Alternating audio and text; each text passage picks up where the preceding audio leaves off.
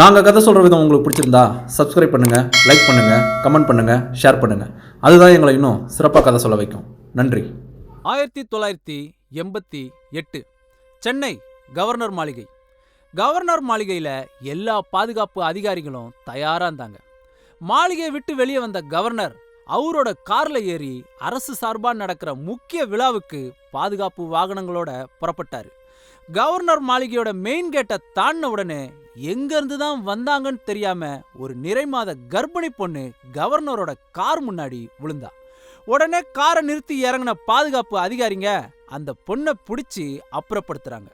அப்போ அந்த பொண்ணு சத்தமா, ஐயா, நான் கவர்னரை பார்க்கணும், அவர்கிட்ட பேசணும், என்னை விடுங்கன்னு கெஞ்சிரா. இத கார்ல இருந்து கேட்ட கவர்னர் அந்த பொண்ணை கிட்ட வர சொல்லி செய்கை காட்டுறாரு. கிட்ட வந்த அந்த பொண்ணு கிட்ட, யாருமா நீ, உனக்கு என்ன வேணும்னு கவர்னர் கேட்குறாரு. உடனே அந்த பொண்ணு அழுதுகிட்டே, ஐயா, நான் மந்தவெளியிலேருந்து வரேன், என்னோட வீட்டுக்காரரை 1 மாசமா காணலங்க.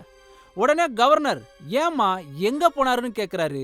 அதுக்கு அந்த பொண்ணு, அவர் ஃப்ரெண்டுங்களோட சேர்ந்து ஆட்டோவில் திருவான்மியூர் போனாரு, அதோட அவரையும் காணோம், அவரு கூட போன அவரோட 2 ஃப்ரெண்டுங்களையும் காணோன்னு அழுவுறா. அதுக்கு கவர்னர், போலீஸ் ஸ்டேஷன்ல கம்ப்ளைண்ட் கொடுத்தியான்னு கேட்குறாரு. உடனே அந்த பொண்ணு, ஐயா, நான் போகாத போலீஸ் ஸ்டேஷன் இல்லை, பார்க்காத அதிகாரிங்க இல்லை, யாருமே என் புருஷனை கண்டுபிடிச்சி தரமாட்டேங்கிறாங்க, ஏன் என் கம்ப்ளைண்ட்டை கூட எடுத்துக்க மாட்டாங்க, இதுக்கு பின்னாடி ஒரு பெரிய ரவுடி கும்பல் இருக்குதுங்க, அதுக்கு பயந்து யாருமே எனக்கு உதவி பண்ண மாட்டாங்கன்னு கத்தி கதறான். உடனே கவர்னர் அவரோட பிஏ கிட்ட பேசுறாரு. இந்த கேஸ் மேல உடனே ஆக்ஷன் எடுக்கணும்னு டிஜிபிக்கு தகவல் கொடுங்க.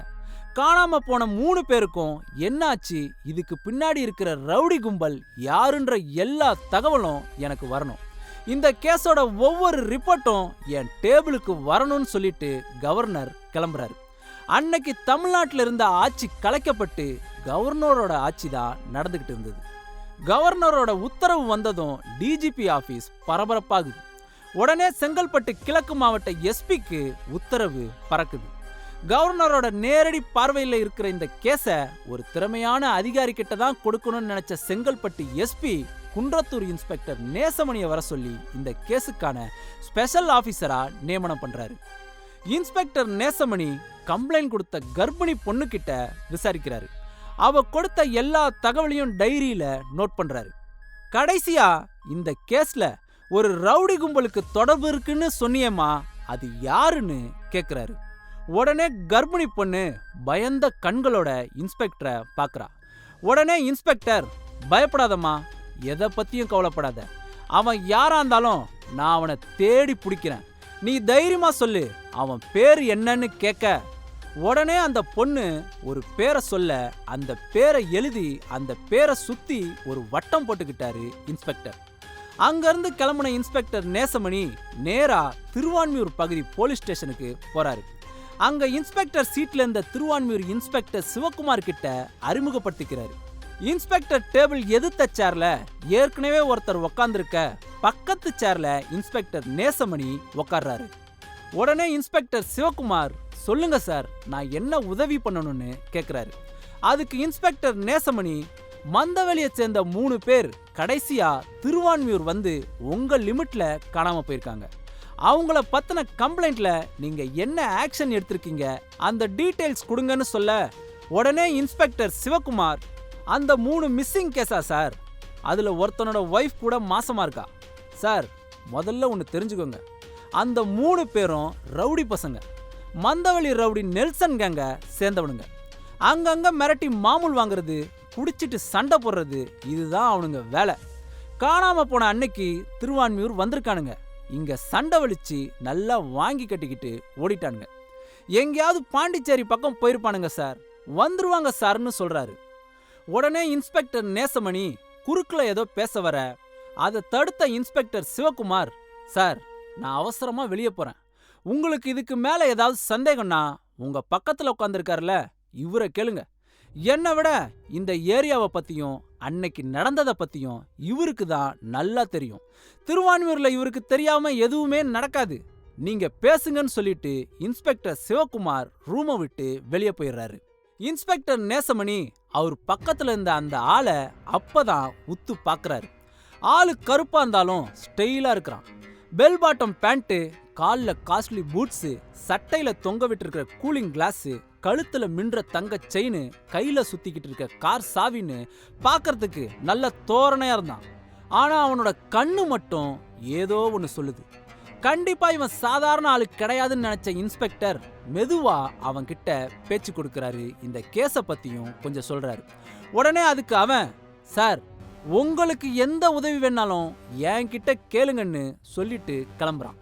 இன்ஸ்பெக்டர் நேசமணியை விட்டு ஒரு 10 அடி தள்ளி போயிருப்பான். அப்ப உடனே இன்ஸ்பெக்டர், சார், உங்க பேரு சொல்லவே இல்லையேன்னு குரல் கொடுக்கறாரு. உடனே நின்ன அவன் பொறுமையா திரும்பி இன்ஸ்பெக்டரை பார்க்கறான். இன்ஸ்பெக்டர் நேரா கண்ணுக்கு கண்ணா பார்த்த அவன் பேச ஆரம்பிக்கிறான். அப்பா அம்மா எனக்கு வச்ச பேரு கௌரி சங்கர். ஜனங்களும் உங்கள மாதிரி அதிகாரிகளும் எனக்கு வச்ச பேரு ஆட்டோ சங்கர். சொன்னதுதான் இன்ஸ்பெக்டருக்கு அதிர்ச்சி ஆயிடுச்சு. ஏன்னா கம்ப்ளைண்ட் கொடுத்த பொண்ணு சொன்ன ரவுடி கும்பல் தலைவன் பேரு இன்ஸ்பெக்டர் நோட் பண்ணி சர்க்கிள் பண்ண பேரு தான் ஆட்டோ சங்கர். பேரை சொன்ன சங்கர் உடனே அங்கிருந்து வெளியே போயிடுறான். இன்ஸ்பெக்டர் நேசமணிக்கு இன்னும் அதிர்ச்சி விலகல. நாம தேடி வந்த ஆளு இந்நேரம் போலீஸ் விசாரணைக்கு பயந்து ஓடி ஒளிஞ்சிருப்பான். அவனை நாம தான் தேடி கண்டுபிடிக்கணும்னு நினைச்சா அவன் நம்ம முன்னாடியே உக்காந்துக்கிட்டு, உங்களுக்கு ஏதாவது வேணுமா, நான் செஞ்சு தரேன்னு திமிரா பேசிட்டு போறான். இவன் கண்டிப்பா சாதாரண ரவுடியா இருக்க மாட்டான். இவன் பின்னாடி பல செல்வாக்குள்ள ஆட்கள் இருப்பாங்க. அதனால இவனை அவ்வளவு ஈஸியா ஹேண்டில் பண்ண முடியாது. கொஞ்சம் விட்டு தான் பிடிக்கணும்னு நினைச்ச இன்ஸ்பெக்டர் அங்கிருந்து கிளம்புறாரு. நைட்டெல்லாம் இந்த கேஸ பத்தியும் சங்கரை பத்தியும் யோசிச்சு இன்ஸ்பெக்டர் ஒரு முடிவுக்கு வராரு. அடுத்த நாள் பகல் விடியுது. அவரோட கண்ட்ரோல்ல உள்ள ஸ்டேஷனுக்கு வந்த இன்ஸ்பெக்டர் நேசமணி அங்க புதுசா போலீஸ் வேலைக்கு சேர்ந்த சில பேரை கூப்பிட்டு அவங்க கிட்ட பேச ஆரம்பிக்கிறாரு. 3 பேர் காணாம போனதை பத்தி சொன்ன இன்ஸ்பெக்டர், இந்த கேஸ்ல நாம சந்தேகப்படுற நபர் ஆட்டோ சங்கர். ரொம்ப செல்வாக்குள்ளவனா இருக்கிறான். விசாரிச்சதுல அவனுக்கு நம்ம டிபார்ட்மெண்ட்லயே பெரிய அதிகாரிகளும் அரசியல்வாதிகளும் துணையா இருப்பாங்களோன்ற சந்தேகம் இருக்கு. அதனால எந்த ஆதாரமும் இல்லாம அவ்வளவு சாதாரணமா சங்கரை கைது பண்ண முடியாது. நீங்க என்ன பண்றீங்கன்னா, சின்ன சின்ன டீமா பிரிஞ்சு திருவான்மியூர் மக்களோட ஜாயின் பண்ணி சங்கரை பத்தியும் அவனோட பழைய வாழ்க்கைய பத்தியும் அந்த 3 பேர் காணாம போன அன்னைக்கு என்ன நடந்ததுன்றத பத்தியும் விசாரிச்சு தெளிவா எனக்கு ரிப்போர்ட் பண்ணுங்க. ஆனா ஒரு விஷயம் நல்லா ஞாபகம் வச்சுக்கோங்க, நீங்க போறது சங்கரோட ஏரியா. சின்ன சந்தேகம் வந்ததுன்னா கூட உங்களை தேடுறதுக்கு தனி டீம் போட வேண்டியது இருக்கும், பார்த்துக்கோங்க. போலீஸ் டீம் வேலையில இறங்குது. சாதாரண ட்ரெஸ்ல வியாபாரிங்க மாதிரியும் வேலை தேடுறவங்க மாதிரியும் திருவான்மியூர் பெரியார் நகர்ல நுழைஞ்சி சங்கரை பத்தி விசாரிக்க ஆரம்பிக்கிறாங்க. சங்கர்ன்ற பேரை கேட்டாலே பல பேர் அமைதியா விலகி போனாங்க. பேசின சில பேரும் ஒருத்தருக்கு ஒருத்தர் மாத்தி பேசினாங்க. ஒருத்தன் சங்கரனை ஒரு தெய்வம்னு சொன்னான். இன்னொருத்தன் சங்கர் ரொம்ப மோசமானவன்னு சொன்னான். சங்கரால எங்க ஊரே நல்லா இருக்குன்னு ஒருத்தன் சொன்னான். எங்க ஊரு கெட்டு போனதுக்கு காரணமே சங்கர் தான்னு இன்னொருத்தன் சொன்னான். போலீஸ் டீம் பல இடத்துல விசாரிச்சோம். சங்கரை பத்திர முழு கதை யாருக்கும் சரியா தெரியல. அப்போ அங்க பழைய கிழிஞ்ச ட்ரெஸ் போட்டுக்கிட்டு மரத்தடியில இருந்த ஒருத்தன் இங்க வாங்கன்னு போலீஸ்க்கு சைகை காட்டினான். கிட்ட போன போலீஸ் கிட்ட, சங்கரை பத்தின முழு கதை நான் சொல்றேன், நீ கேக்குறியான்னு கேட்டான். உடனே போலீஸ், பார்க்கறதுக்கு பரதேசி மாதிரி இருக்க, முதல்ல உன் பேரை சொல்லுன்னு அவனோட பேரை கேட்க, அதுக்கு அவன், த பாஸ் ஸ்டோரி உங்களை அன்புடன் வரவேற்கிறது.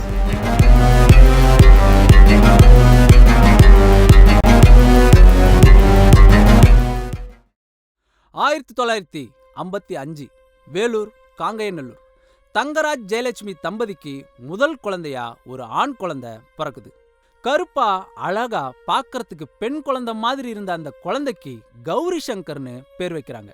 நடுத்தர குடும்பமான சங்கரோட குடும்பம் எந்தவித கவலையும் இல்லாம நல்லபடியா வாழ்ந்துட்டு இருந்தாங்க. சங்கரோட அப்பா தங்கராஜுக்கு 2 மனைவிங்க. முதல் மனைவி கமலாம்மாள்.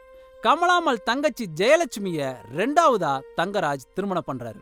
அந்த தம்பதிக்கு பிறந்த குழந்தை தான் கௌரி சங்கர். சங்கர் பிறந்த 2 வருஷம் கழிச்சு ஒரு ஆண் குழந்தை பிறக்குது. அதுக்கு மோகன்னு பேர் வைக்கிறாங்க. பெரியம்மா கமலாமாள் கிட்டையும் அம்மா ஜெயலட்சுமி கிட்டையும் சங்கர் ரொம்ப அன்பா இருக்கிறான். தம்பி மோகன் மேலையும் ரொம்ப பாசத்தோட இருக்கிறான். சங்கருக்கு ஒரு 7-8 வயசு இருக்கும். சங்கரோட அப்பா தங்கராஜுக்கு காங்கேயநல்லூர்ல கொஞ்சம் நிலங்கள் இருந்தது. சொந்தமா தொழில் ஆரம்பிக்க போறேன்னு சொன்ன தங்கராஜ் தொழிலுக்கு பணம் தேவைப்படுதுன்னு சொல்லி நிலங்களை விற்க ஆரம்பிக்கிறாரு. போதாததுக்கு அவரோட 2 மனைவிகளோட நகைகளையும் வித்து பணத்தை திரட்டினாரு. அப்பா புதுசா தொழில் தொடங்க போறாருன்ற சந்தோஷத்தோட சங்கர் கிராமத்தை சுத்தி வந்தான். ஒரு நாள் விடியற் காலையில தூங்கிட்டு இருந்த சங்கருக்கு அழுவுற சத்தம் கேட்டு கண்முழிக்கிறான். அங்க பார்த்தா அம்மாவும் பெரியம்மாவும் ஓன்னு கத்தி அழுதுகிட்டு இருக்காங்க. சங்கர் மெதுவா அம்மா கிட்ட நடந்து போறான். சங்கரை பார்த்த அவனோட அம்மா, சங்கரு, உங்க அப்பா நம்ம எல்லாரையும் ஏமாத்திட்டான்டா. எல்லா பணத்தையும் எடுத்துக்கிட்டு ஏதோ ஒரு பொண்ணை கூட்டிகிட்டு ஊரை விட்டு ஓடிட்டாண்டான்னு கதறா. 7 வயசான சங்கருக்கு ஒண்ணுமே புரியல. ஆனா அப்பா மட்டும் இனிமேல் வரமாட்டாருன்னு நல்லா புரியுது. சங்கர் தம்பி மோகனை பார்க்கறான். எதுவுமே தெரியாத மோகன் வாயில விரல வச்சுக்கிட்டு தூங்கிக்கிட்டு இருக்கான். ஒரே நாள்ல சங்கரோட குடும்பம் தலைகீழா மாறுது. ஊரை விட்டு ஓடின தங்கராஜ் வீட்டுல இருந்த பணத்தை மட்டும் இல்லாம ஊர்லயும் கடன் வாங்கிட்டு ஓடிட்டாரு. கடன்காரங்க எல்லாரும் வீட்டு வாசல்ல வந்து சத்தம் போட ஊர் பெரியவங்க பேசி சமாதானம் பண்ணி அனுப்புறாங்க. தினமும் வயிறார சாப்பிட்ட சங்கர் குடும்பம் இப்ப அடுத்த வேளை சாப்பாட்டுக்கு என்ன பண்றதுன்னு தெரியாம கதற ஆரம்பிக்குது. பசி நாளுக்கு நாள் வாட்ட ஆரம்பிச்சுது. ஊர்ல மரியாதையோட இருந்த சங்கரோட பெரியம்மாவும் அம்மாவும் வீடு வீடா போய் வீட்டு வேலை செய்ய ஆரம்பிச்சாங்க. இந்த கஷ்டத்துலயும் சங்கர் தவறாம ஸ்கூலுக்கு போயிடுவான். கிளாஸ்ல ஃபர்ஸ்ட் ரேங்க் வாங்குற ஸ்டூடெண்டா இல்லைன்னாலும் ஓரளவுக்கு சங்கர் நல்லாவே படிப்பான். அவன் ஸ்கூலுக்கு போக முக்கிய காரணமா இருந்தது ஸ்கூல்ல போட்ட சத்துணவு தான். அம்மாவும் பெரியம்மாவும் வேலைக்கு போறதால வீட்டில் இருக்க குழந்தைங்களை பார்த்துக்கிற வேலை சங்கரோடது. தம்பி மோகனையும் மற்ற குழந்தைங்களையும் ரொம்ப அன்பா பார்த்துக்கிட்டான். நாட்கள் ஓட ஆரம்பிக்குது. அப்பாவோட ஞாபகம் மறைஞ்சு கொஞ்சம் கொஞ்சமா இயல்பு வாழ்க்கை வாழ ஆரம்பிச்சாங்க சங்கரோட குடும்பம். சில வருடங்கள் கழித்து சங்கரும் தம்பி மோகனும் ஒரே ஸ்கூல்ல தான் படிச்சாங்க. ஸ்கூல் விட்டதும் வீட்டுக்கு ஒன்னா போறதுக்கு மோகனுக்காக சங்கர் காத்திருந்தான். அப்போ சட்டை கிழிஞ்சி மோகன் அழுதுகிட்டே சங்கர் கிட்ட வந்தான். என்ன ஆச்சுன்னு கேட்ட சங்கர் கிட்ட அழுதுகிட்டே ஜோஷி நாயரோட பையன் அப்பாவை பத்தியும் நம்ம குடும்பத்தை பத்தியும் கேலி பண்ணி சிரிச்சான். நான் கேட்டதுக்கு என்னை போட்டு அடிச்சிட்டான்னு மோகன் சொல்றான். இதை கேட்ட சங்கருக்கு கோபம் தலைக்கிறது. ஏன்னா பலமுறை இந்த மாதிரி சங்கரும் அவமானப்படுத்தப்பட்டு இருக்கான். இன்னைக்கு 2ல 1 பார்க்கணும்னு நினைச்ச சங்கர் தம்பியோட கையை பிடிச்சிக்கிட்டு நேரா ஜோஷி நாயரோட பையன்கிட்ட போறான். அந்த பையன் நல்ல வாட்ட சாட்டமா சங்கரோட பெரிய பையனா இருக்கிறான். ஜோஷி நாயரோட வீட்டுல தான் சங்கரோட அம்மா வீட்டு வேலை செய்றாங்க. அதை பத்தி கவலைப்படாத சங்கர் தம்பியை அடிச்சவனை வெறியோட எட்டி உதைக்கிறான். பதிலுக்கு ஜோஷி நாயர் மகனும் அடிக்க 2 பேரும் பயங்கரமா கட்டி புரண்டு சண்டை போட ஆரம்பிக்கிறாங்க. ஸ்கூல் பசங்க அத்தனை பேரும் சுத்தி நின்று வேடிக்கை பார்க்க சங்கருக்கு சட்டை கிழிஞ்சி உதட்டுல அடிபட்டு ரத்தம் வருது. ஜோஷி நாயர் மகனுக்கு மூக்கொடைஞ்சி ரத்தம் ஊத்துது. இருந்தாலும் சண்டை முடியல. அந்த நேரம் அங்க வந்த வாத்தியாருங்க சண்டையை தடுத்து 2 பேரையும் வீட்டுக்கு அனுப்பி வைக்கிறாங்க. கிழிஞ்ச சட்டையோட முகத்துல ரத்தத்தோட வீட்டுக்கு வெறியோட வந்த சங்கரை பார்த்து அவனோட பெரியம்மா ஓடி வந்து சங்கரை கட்டி பிடிச்சி அழுவுறா. மோசம் போயிட்டோம் சங்கர்னு கத்துறா. என்ன ஆச்சுன்னு கேட்ட சங்கர் தலையில பெரியம்மா ஒரு பெரிய இடிய இறக்குனாங்க. சங்கரு, உங்க அம்மா ஒருத்தன் கூட ஓடி போயிட்டான்னு கத்துறாங்க. சங்கர் முகத்துல எந்த உணர்ச்சியும் காட்டாம யார் கூடன்னு கேக்குறான். அதுக்கு பெரியம்மா, உங்க அம்மா வீட்டு வேலை செஞ்சுக்கிட்டு இருந்தால அந்த வீட்டு ஓனர் ஜோஷி நாயர் கூடன்னு அழுவுறா. உடனே சங்கருக்கு கண்ணீர் ஆறா ஓடுது. அவங்க அம்மாவை நினைச்சில்ல, அவன் சண்டை போட்ட ஜோஷி நாயரோட மகனை நினைச்சு. நடுவில் ஒரு சின்ன விஷயம். மொத்தம் 13 சாப்டர் உள்ள இந்த தொடர் ஒரு நாள் விட்டு ஒரு நாள் சரியா இரவு 8 மணிக்கு ரிலீஸ் ஆகும். நம்ம சேனலில் ஜாயின் பண்ணுற நண்பர்களுக்கு சிறப்பு சலுகையாக இப்போவே 13 சாப்டர்களையும் முழுசாக பார்க்க முடியும். நம்ம சேனலில் ஜாயின் பண்ணுங்க. நீங்கள் விரும்புகிற நிறைய கதைகள் நம்ம சேனலில் தொடர்ந்து வர்றதுக்கு சப்போர்ட் பண்ணுங்க. நன்றி. அப்பாவும் ஓடிட்டாரு, அம்மாவும் ஓடிட்டாங்க. இனிமேல் சங்கரோட வாழ்க்கை என்னாக போகுது? அவனோட அம்மா ஒன்னதை பத்தி கூட கவலைப்படாம ஜோசி நாயரோட மகன் இவன மாதிரியே இனிமேல் ஊர்ல அவமானப்பட போறத நினைச்சு தாங்க முடியாம அழுத அவ்வளவு இலகன மனம் உள்ள சங்கர் பல பேரோட கண்ணீருக்கு காரணமாகி பல உயிர்களை கதற கதற கொன்னு புதைச்ச கொடூரனா எப்படி மாறினான். எல்லார்கிட்டையும் அன்பா கௌரி சங்கரா இருந்த அவன் ஊரே பார்த்து பயந்து ஒதுங்கி போற ஒரு கிரிமினலா ஆட்டோ சங்கரா எந்த சூழ்நிலையில மாறினான் அடுத்த பகுதியில பார்க்கலாம்.